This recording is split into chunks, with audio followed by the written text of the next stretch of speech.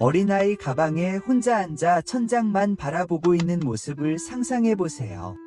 장난감은 여기저기 흩어져 있지만 아이들은 놀지 않습니다. 대신 집이 왜 이렇게 무거운지, 왜 항상 웃음소리가 너무 큰지, 왜 그 사이 위침묵 이 귀청이 터질 듯한지 궁금해합니다. 설명할 수도 이름 붙일 수도 없습니다. 하지만 아이들은 그것을 느낍니다. 말로 표현할 수 없는 무언가 위 무게, 어쩌면 부모의 차가움일지도 모릅니다. 어쩌면 닫힌 문 뒤에서 들려오는 고함 소리일지도 모릅니다. 어쩌면 그저 따뜻함이 없는 것일지도 모릅니다. 아이는 세상이 예측 불가능하다는 것을 일찍부터 깨닫습니다. 그리고 그 때문에 혼란, 수치심, 그리고 그리움으로 가득 찬 보이지 않는 짐을 지고 다니기 시작합니다. 몇 년이 지난 지금 그 아이는 어른이 되었습니다. 삶이 힘들어지면 아이들은 무언가를, 소음을 잠재울 수 있는 무엇이든 손에 잡습니다. 만약 중독이 진짜 문제가 아니라면 어떨까요? 만약 그것이 해결책이라면요. 애초에 치유되지 않은 고통에 대한 해결책이라면요. 아시다시피 대부분의 사람들은 중독을 약점, 도덕적 결함, 또는 통제불능으로 치닫는 나쁜 습관으로 생각합니다. 하지만 수천 명의 사람들의 심리를 분석하고 수많은 연구를 살펴본 후 저는 훨씬 더 깊은 의미를 깨달았습니다. 중독은 종종 물질이나 행동 그 자체와 관련이 없습니다. 그 아래에 있는 감정적 상처, 즉 어린 시절의 트라우마와 관련이 있습니다. 그리고 일단 그것을 알게 되면 그 패턴을 잊을 수 없게 됩니다. 그 패턴은 고통스러울 정도로 명확해집니다. 자, 더 나아가기 전에 한 가지 분명히 해두겠습니다. 트라우마는 항상 극적인 것만은 아닙니다. 상실이나 폭력 같은 큰 사건에 대한 것만이 아닙니다. 때로는 일어나지 않은 일, 받지 못한 포옹, 듣지 못한 안심, 가장 필요할 때 부재했던 존재에 대한 것입니다.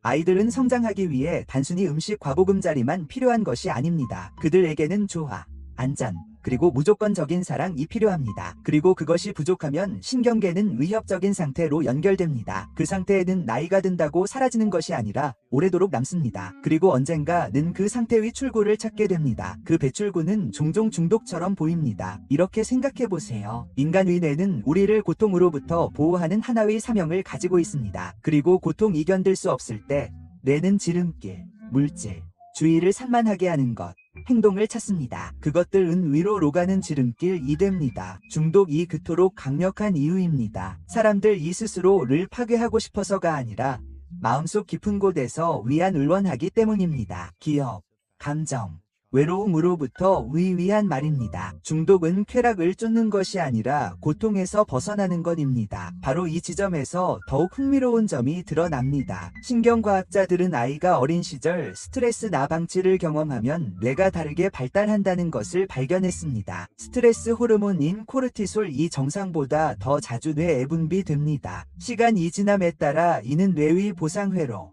특히 도파민 경로를 재구성합니다.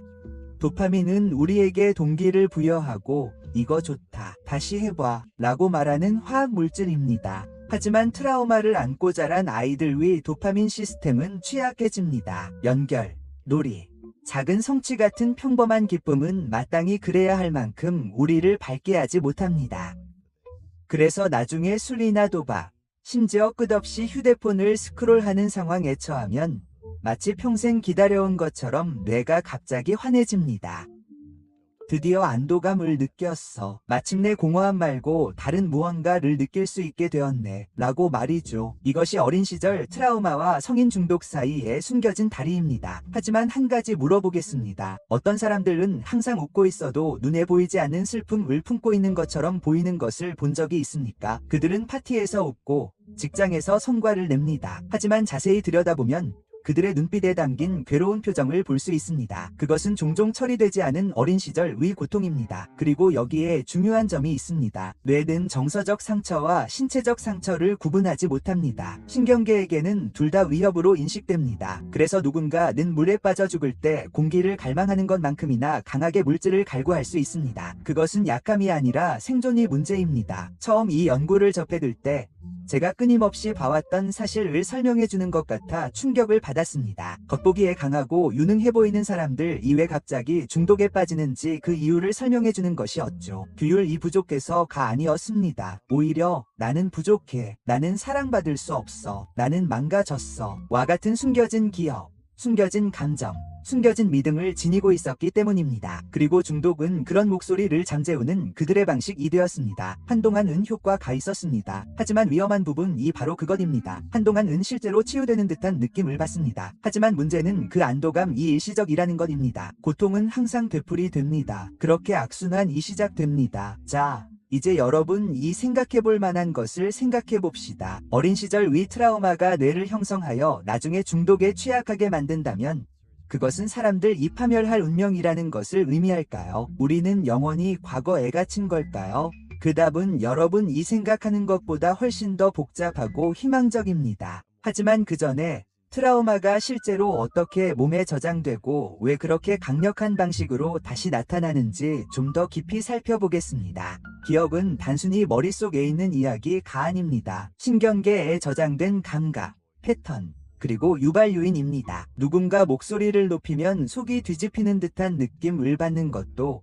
특정 냄새 나음색의 예고 없이 어린 시절로 갑자기 돌아가는 것도 바로 그 때문입니다. 이는 의식적인 것이 아니라 생물학적인 것입니다. 이 때문에 해결되지 않은 트라우마는 심리학자들이 감정적 플래시백이라고 부르는 현상을 종종 일으킵니다. 어른이 갑자기 어린아이의 무력감을 다시 느끼는 순간인데 그 이유를 깨닫지는 못하더라도 말입니다. 그리고 그 상태에서 도피하고 싶은 충동은 압도적입니다. 바로 그때 중독이 저항할 수 없을 정도로 강해집니다. 중독은 단순히 기분을 좋게 하고 싶은 것이 아니라 안전함을 느끼고 싶은 것입니다. 하지만 여러분이 이전에 들어보지 못했을지도 모르는 사실이 있습니다. 중독은 술이나 마약 같은 물질에만 국한되지 않습니다. 1. 성취, 소셜미디어, 심지어 인간관계에도 영향을 미칠 수 있습니다. 일시적인 안도감을 주는 것들은 그 안에 있는 상처가 충분히 강하면 중독될 수 있습니다. 트라우마 정보 치료가 그토록 중요한 분야가 된 이유가 바로 이것입니다. 트라우마 정보 치료는 당신에게 무엇이 잘못되었는지에서 당신에게 무슨 일이 일어났는지로 질문을 전환하기 때문입니다. 이러한 변화만으로도 모든 것이 바뀝니다. 판단에서 연민으로, 수치심에서 이해로 우리를 이끕니다. 예를 하나 들어보겠습니다. 한 연구에서 연구자들은 어린 시절 여러 형태의 역경을 경험한 사람들을 살펴보았습니다. 방치, 가정 갈등, 불안정 등입니다.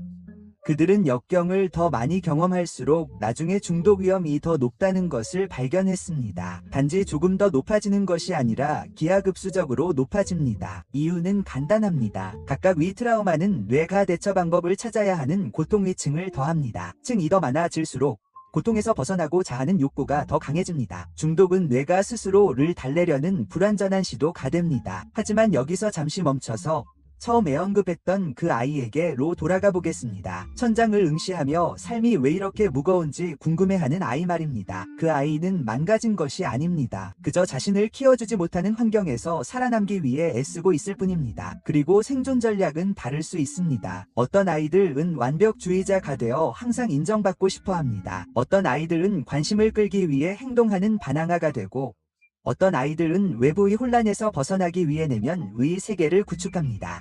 나이가 들면서 이러한 생존 전략은 중독으로 변질될 수 있습니다. 하지만 이 모든 것은 적응, 즉 견딜 수 없는 상황에 대한 훌륭하고 필수적인 적응으로 시작되었습니다. 이러한 관점의 변화는 매우 중요합니다. 중독을 결함이 아닌 적응으로 볼 때 우리는 사람들을 망가진 존재가 아닌 생존자로 보기 시작하기 때문입니다. 그리고 그것은 우리를 더욱 깊은 깨달음으로 이끕니다. 어린 시절 트라우마가 뇌를 중독으로 연결한다면 트라우마를 치유하는 것은 뇌를 자유로 다시 연결할 수 있습니다. 한때 취약성을 만들어냈던 신경가소성 회복 탄력성도 만들어낼 수 있습니다. 하지만 어떻게 그럴 수 있을까요? 이것이 모든 것을 바꾸는 질문입니다. 자, 이제 우리가 미해결 상태로 남겨두었던 질문으로 돌아가 봅시다. 트라우마가 뇌를 중독으로 연결한다면 우리는 어린 시절에 일어났던 일에 영원히 갇혀 있을까요? 놀랍게도 답은 아니요입니다. 뇌는 고정된 기계가 아닙니다. 오히려 진흙과 같습니다. 변화하고 재형성하고 적응합니다. 신경가소성으로 알려진 이러한 재구성 능력은 현대 심리학과 신경과학의 가장 강력한 발견 중 하나입니다. 고통으로 형성된 것은 치유를 통해서도 재구성될 수 있습니다. 하지만 이 과정에는 대부분의 사람들 이과소 평가하는 것, 바로 안전이 필요합니다. 생각해보세요. 중독은 고립, 수치심, 그리고 아무에게도 이 사실을 말할 수 없다는 침묵 속에서 번성합니다. 반면 치유에는 연결이 필요합니다.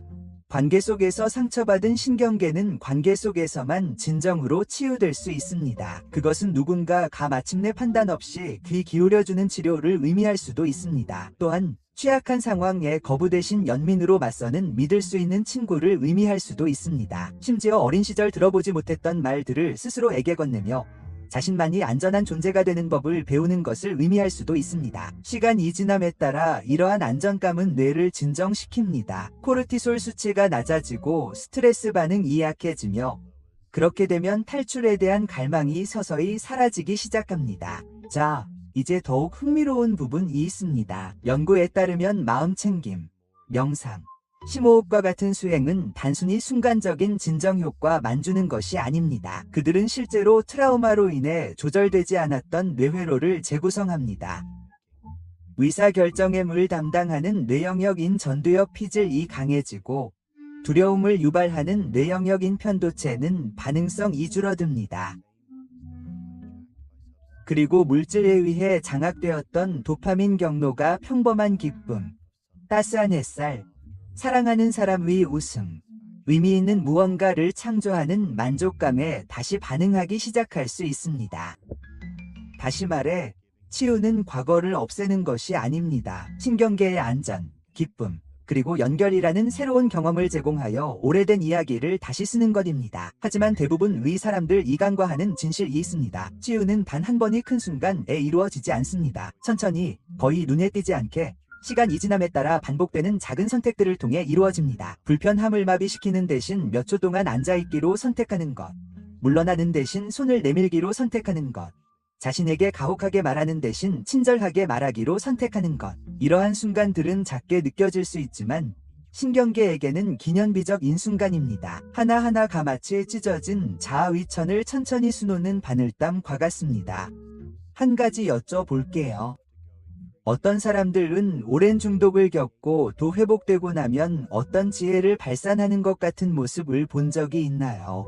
마치 한때 자신을 망가뜨렸던 바로 그것이 가장 위대한 스승이 된 것처럼 말이죠. 이는 우연이 아닙니다. 트라우마의 불길을 헤쳐나가며 무감각하게 살지 않고 살아가는 법을 배우면 놀라운 깊이의 공감 능력을 키웁니다. 다른 사람들의 말로 표현되지 않은 고통을 감지하고 판단 없이 위로를 건넬 수 있습니다. 그리고 많은 경우 여전히 갇힌 사람들에게 길잡이가 되어주기도 합니다. 마치 시적인 표현 같습니다. 상처는 선물이 되고 약점은 강점이 됩니다. 이러한 변화는 단순히 심리적인 것이 아니라 영적인 것입니다.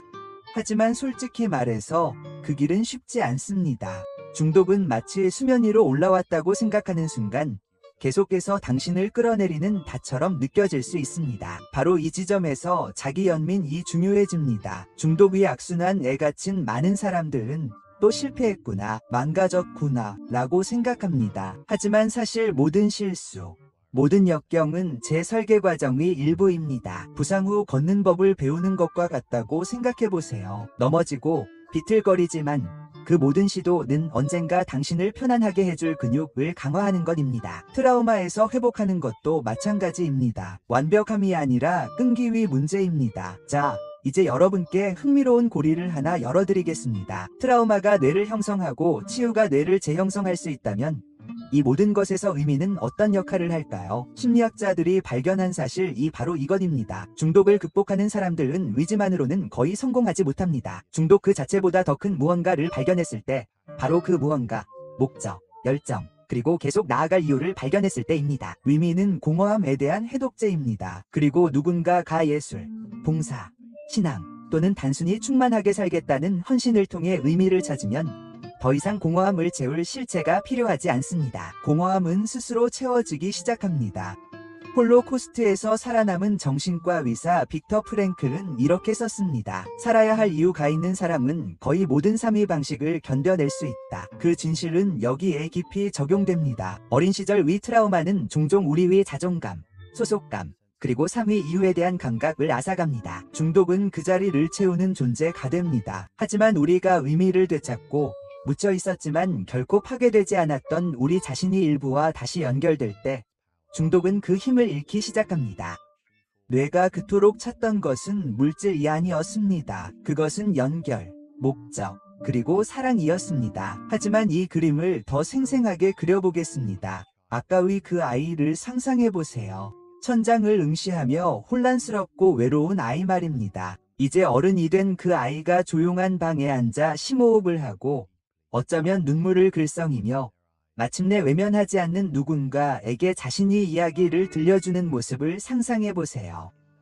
그 순간 무언가 가변합니다. 내면 위 아이는 자신이 이해받는다고 느끼고 어른은 더 가벼워진 기분을 느낍니다. 그리고 그 악순환은 깨지기 시작합니다. 이것은 환상이 아닙니다. 이것이 바로 용기 있게 고통에 맞선 수많은 사람들에게 실제로 치유가 어떤 모습인지 보여주는 예입니다. 그리고 이 모든 연구를 통해 제가 발견한 마지막 반전은 바로 이것입니다. 트라우마와 중독으로부터 위 치유는 단지 개인만의 문제가 아닙니다. 세대를 아우르는 문제입니다. 세대 간 트라우마에 대한 연구에 따르면 한 세대의 상처는 종종 다음 세대로 전해진다고 합니다. 행동뿐 아니라 생물학적으로도 그렇습니다. 해결되지 않은 트라우마로 어려움을 겪은 부모의 자녀는 자신의 신경계의 스트레스 패턴을 물려받을 수 있습니다. 하지만 그 반대도 마찬가지입니다. 치유는 또한 다른 세대 로전이 될 수 있습니다. 한 사람이 고통을 마비시키는 대신 마주하기 위해 악순환의 고리를 끊기로 결정하면 자신의 삶만 바뀌는 것이 아닙니다. 그들은 그 뒤를 따르는 모든 사람의 삶의 궤적을 바꿉니다. 이것이 바로 이 여정의 힘입니다. 개인적인 차원을 넘어 집단적인 차원입니다. 그렇다면 우리는 어떻게 될까요? 어린 시절 위 트라우마는 중독으로 이어질 수 있습니다. 이는 사실입니다. 하지만 여기서 끝나지 않습니다. 이야기는 고정되어 있지 않습니다. 다시 쓰여질 수 있습니다. 한때 도피를 추구했던 바로 그 뇌가 존재를 찾는 법을 배울 수 있습니다. 한때 상처받았다고 느꼈던 바로 그 마음 이 회복 탄력성을 발견할 수 있습니다. 그리고 한때 파멸적으로 보였던 바로 그 삶이 어둠 속을 헤매는 다른 이들에게 빛이 될 수 있습니다. 이렇게 오랫동안 저와 함께 해주셨다면 아마도 이 이야기의 어떤 부분이 개인적으로 느껴지기 때문일 것입니다. 어쩌면 당신은 그 이야기 속에서 자신을 볼 수도 있고 어쩌면 사랑하는 사람을 볼 수도 있습니다. 만약 그것이 사실이라면 한 가지 기억해 두셨으면 합니다. 중독은 의지의 반대가 아닙니다. 중독은 고통의 언어입니다. 그리고 치유는 사랑의 언어입니다. 연민을 향한 모든 발걸음, 연결의 모든 순간, 용기의 모든 행동은 결코 작지 않습니다.